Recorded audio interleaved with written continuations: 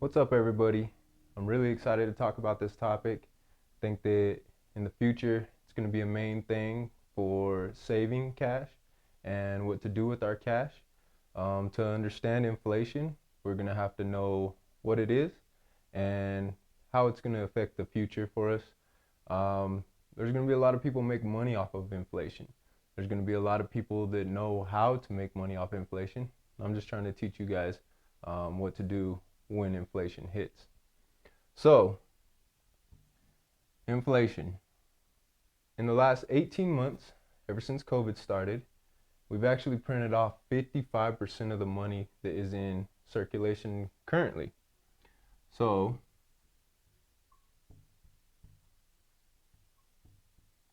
55% of the money that you are holding in your bank, your wallet, your house, is been printed off in the last 18 months. To counteract inflation, the government has two options. They can raise interest rates,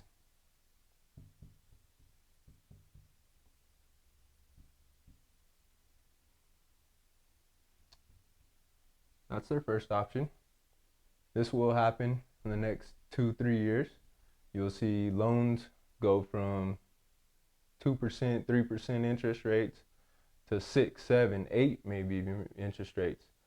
This will freeze the market, especially the housing market. It'll freeze it. We'll talk later why that's actually a good thing for us. Second thing they can do is produce more products.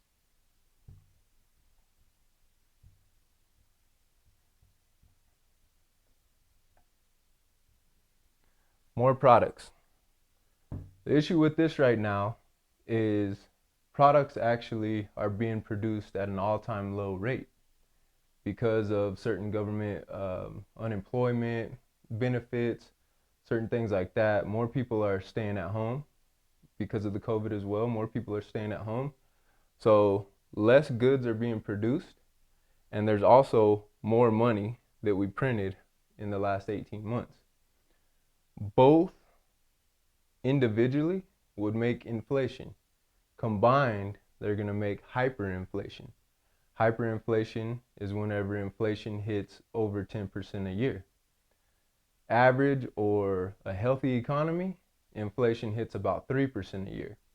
We've had quarters this year in 2021 hit 6, 7, 8% inflation just in one quarter.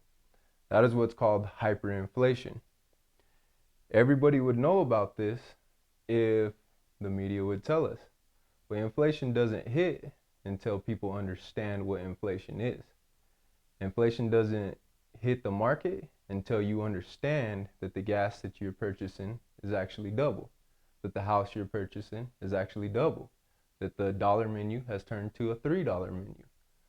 Nobody understands inflation until real life milk costs double, bread costs double, gas costs double. And we're slowly getting there, and people are starting to understand it slowly by slowly. So with this 55% of the money that they have printed in 18 months, this is going to disincentivize saving. And nobody's going to tell you not to save because the banks make money off you saving, the government makes money off you saving.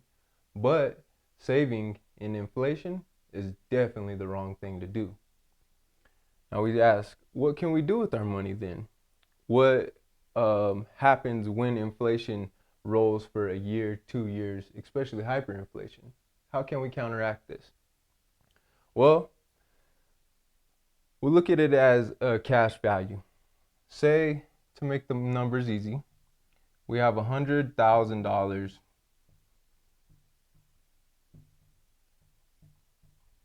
in the bank.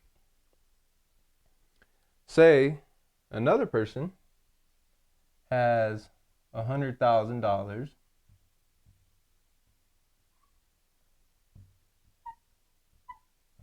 in a loan. inflation, if this was just 50%,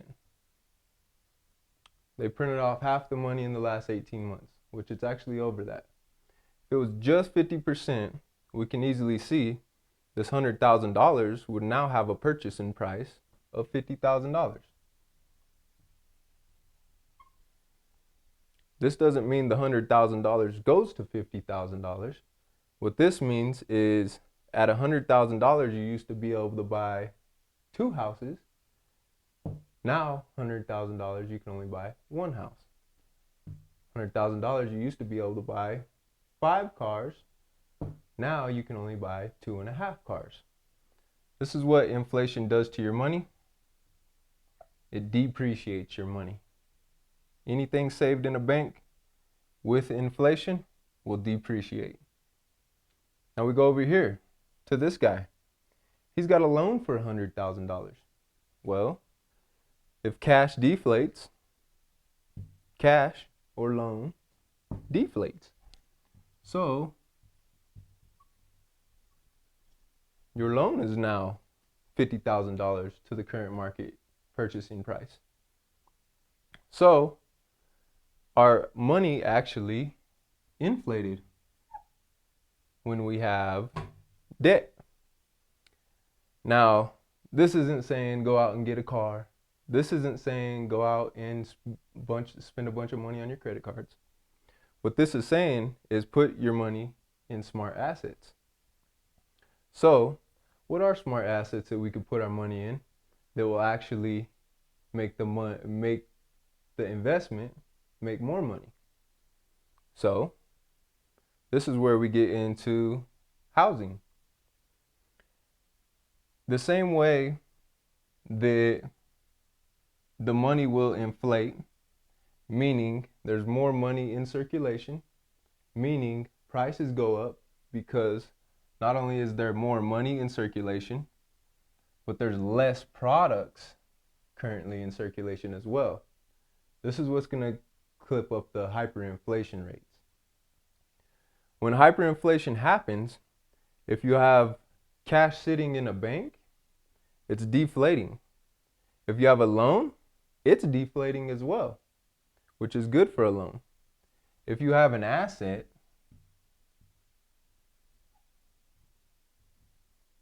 and say we have a $100,000 house.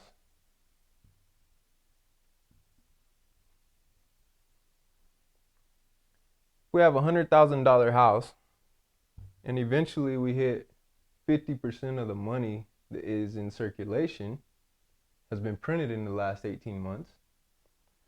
Our asset is going to grow by that 50%. So now our house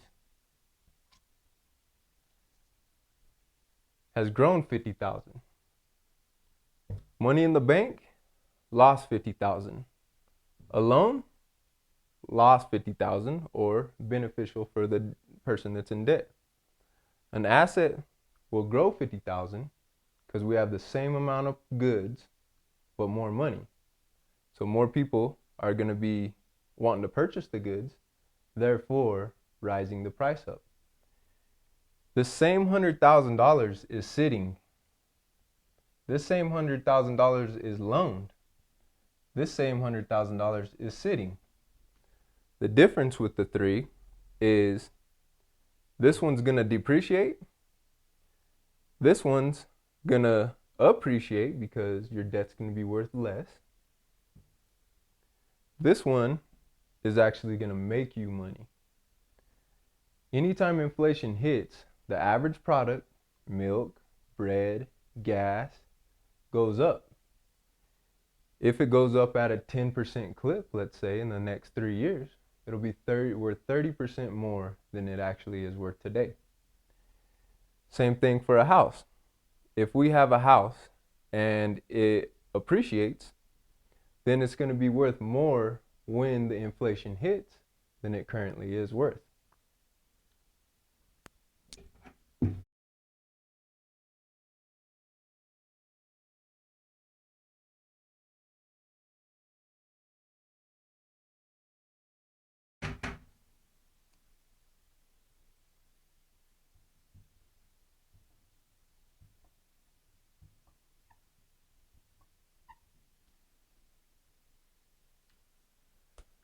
What can we do with our cash?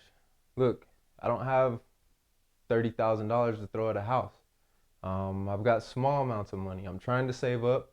I understand what you're talking about. I understand that my money is going to be worth less in the future if I don't invest it.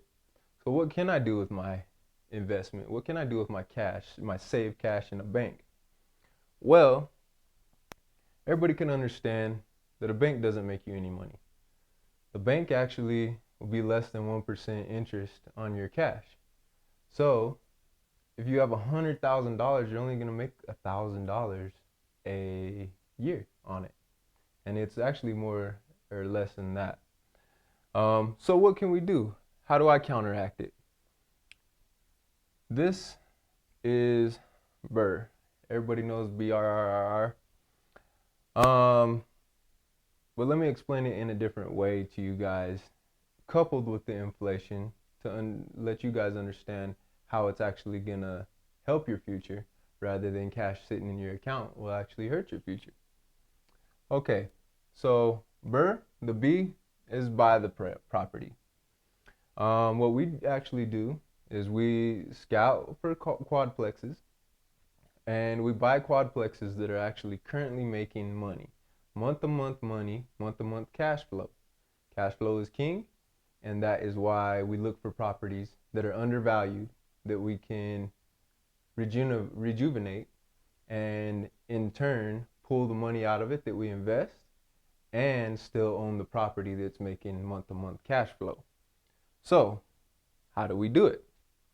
Okay, so let's say we buy a quadplex, and let's say the number on this quadplex is $750,000.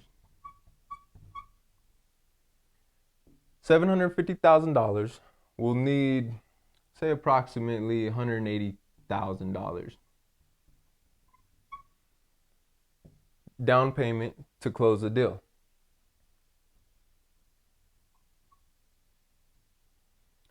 So to control this $750,000 asset, we'll need $180,000 up front. This property, we've been looking at quite a few of them. These properties are generally going to be about $3,000 a month for our mortgage.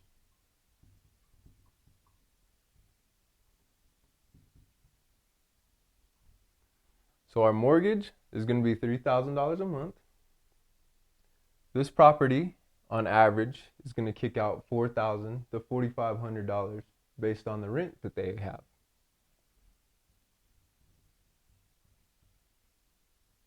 We'll go 4,000, make the math easy. So 4,000, you guys can see, that's actually $1,000 profit each month.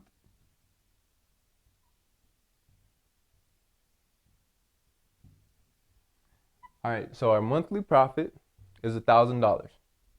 We're gonna buy the property, $180,000 to control $750,000 in asset. Once we buy the property, we're gonna rejuvenate the property or renovate the property. So it's pretty much fixing up the property. These properties, the easiest way to fix them up, add an air conditioner. Live in Colorado, a lot of these quadplexes don't have air conditioners. That's a good way to improve the rent. Second way that we're gonna do it is add a washer and dryer unit. A lot of these units won't have washer and dryer units. Also, what we're doing to get this cushion of $1,000 is we're looking at properties that have been owned for 20, 30 years. Because if somebody bought one of these properties in the 80s or 90s, they're going to have paid about $100,000, $150,000 for a property that now is worth $750,000. So when we look at this, and when a bank looks at this, the only real number that they're worried about is how much money is this property making monthly. That is going to almost set the price of the property. We always want to have a cushion in this number so that we always start with profit. We don't want to buy a property that's breaking even We want to buy a property that's already making profit. So we buy the property, we put money in it to renovate the property, and then we're going to raise the rent on the property. So say with this quadplex, say it's making, or say the owner of it currently has the property renting for $750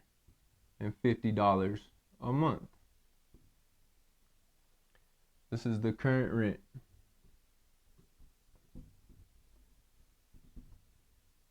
That the landlord has on the property. Well, I know in the same market, houses down the street, quadplexes down the street, similar properties that we're trying to buy is actually renting for $1,200.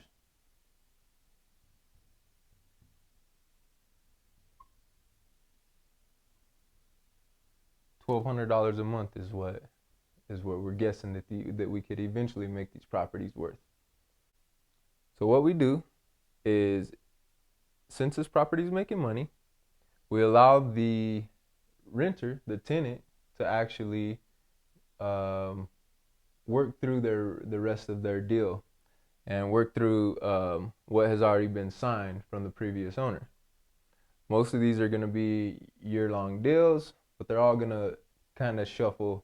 You know, one might be 6 months and their deal is up. The next one might be a year. They just barely signed their deal.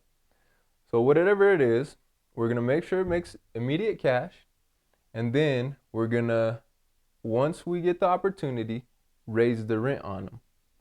Once the rent gets raised on them, and we might not be able to hit this $1,200 because maybe that's with a washer and dryer and an AC unit, but say we raise the rent to $1,000. If the tenant will pay it, current condition, it's fine. If the tenant won't pay it and they move out, that's when we renovate the property. Add whatever we need to, fix up a kitchen, add washer and dryer, add AC units. Pretty easy stuff.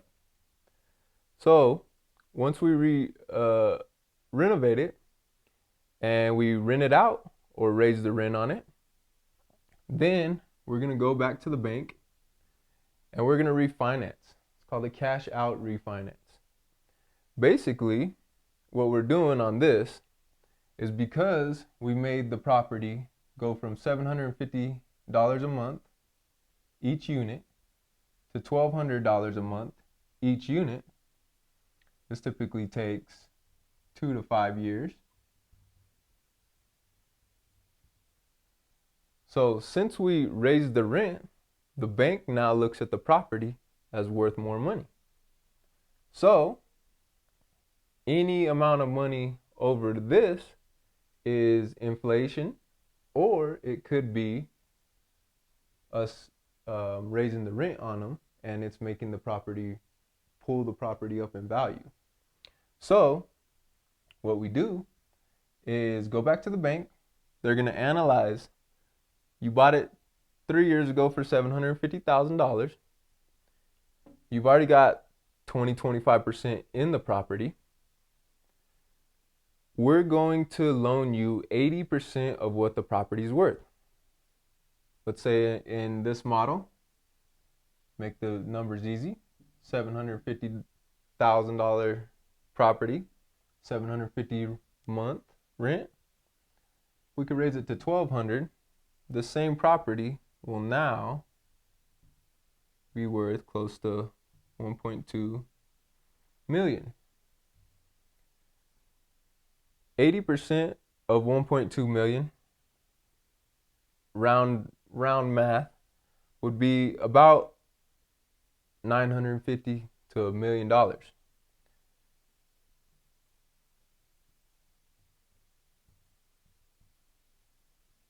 Let's say it's $900,000 what we could pull from this property.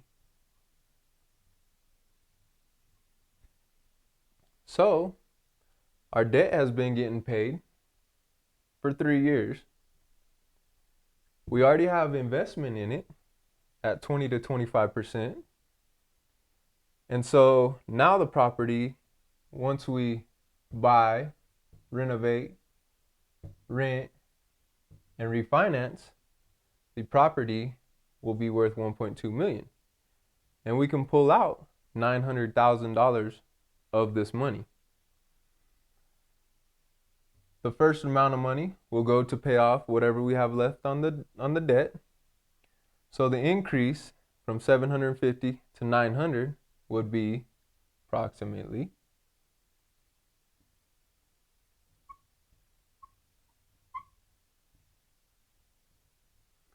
$150,000. The bank will give us this money tax-free, because you cannot tax debt. It will give us back this money, and our payment will go higher. So we used to have a payment of $3,000. Now it's going to be worth $3,500.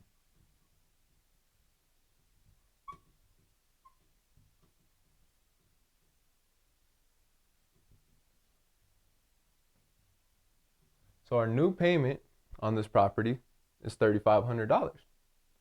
But that's okay, because we actually raised the rent to $1,200 a month. And if we did a quadplex, it'd be now kicking out $4,800 per month. So we're still good, because we have $1,300 profit.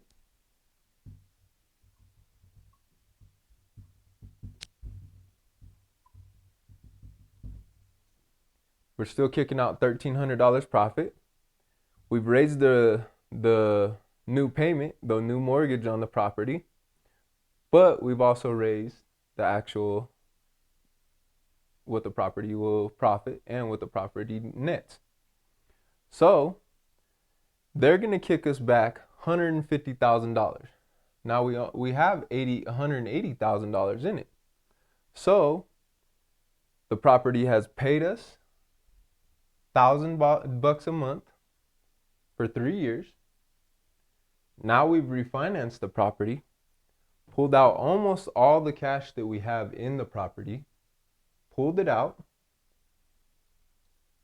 The last R is redo it, do it again.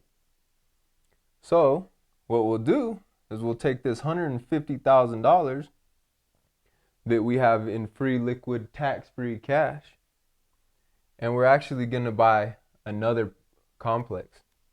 So we're going to have another complex at $750,000.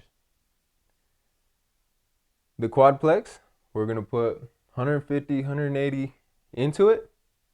In 3 to 5 years, we're going to do the exact same thing.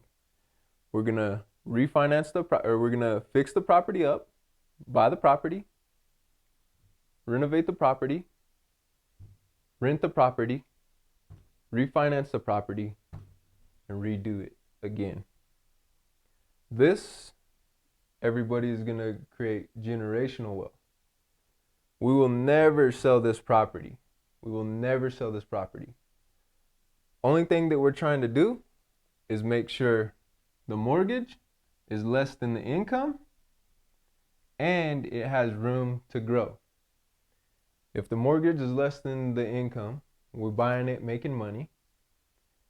It has a few things in it we could fix up or improve the property's rent, and in turn, making the property worth more money.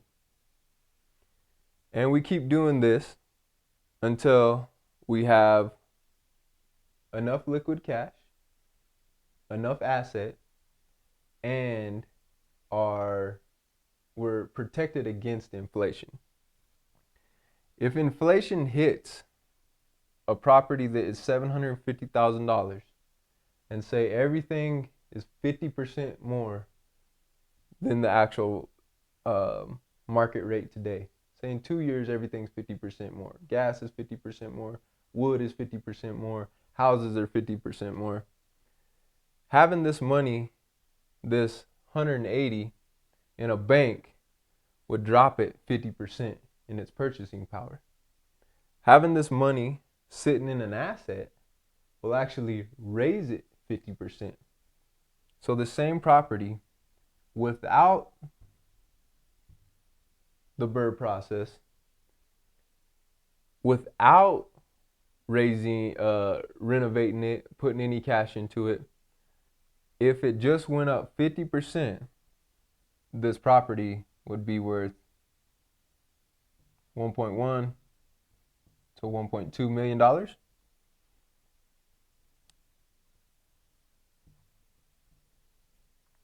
This is just with inflation kicking in.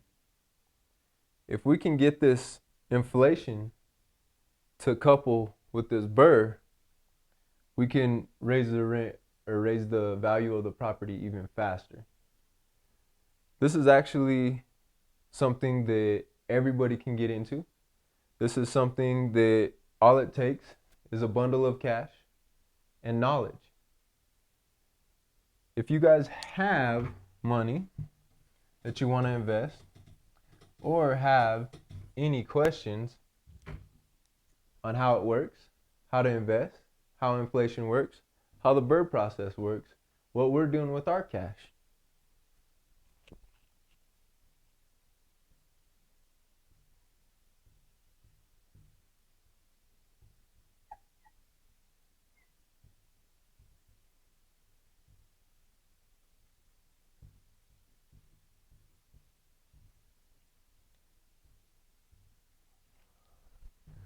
contact me, tannermax.com. You can share this video if it makes sense to you guys. You can DM me if you guys have any questions on the process. Currently, we are taking people that have $10,000 or more to invest. And currently, we are buying the quadplex, making money. Our future goal is immediate cash flow, month one. And then we are gonna raise the rent as soon as we can. We're gonna make the property worth more money. Inflation alone will do this. But with our BURR process, hopefully we can speed it up faster, make it worth more, make the cushion larger. We're trying to make sure that it's making money, that in 2 to 5 years, we pull out all of our investment that we have in it, and we can then roll it into another property and continue the cycle. This is one of the only ways that you can properly create yourself cash flow and passive income. This is a bulletproof system, and the reason why not everybody can do it is because not everybody can save up the cash. Now, I know I started this video with telling you guys how stupid it is to have cash sitting in your account, but that's how it starts. You have to get a snowball, enough cash to invest into something and make the investment make you money. Cash sitting in your account will depreciate with inflation, and people will be sad in the future that they didn't put their cash into something that's growing, that actually benefits from inflation, that is actually a tax write-off, there's actually a tax deduction, and that you can get your money back in 3 to 5 years tax-free and do it again. Thank you guys for watching. I'm out.